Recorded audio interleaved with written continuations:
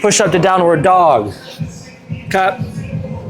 Hands shoulder width apart, maybe a little bit outside. Make sure your hands aren't too far forward. That's going to put a lot of extra strain on your shoulders when you go down. So we want hands actually around the chest line or the breast line. Okay. When we go down, we want to make sure that our elbows don't go completely out wide, that they come a little bit back at like a 45-degree angle. So we'll go down, push up, and then into the downward dog position.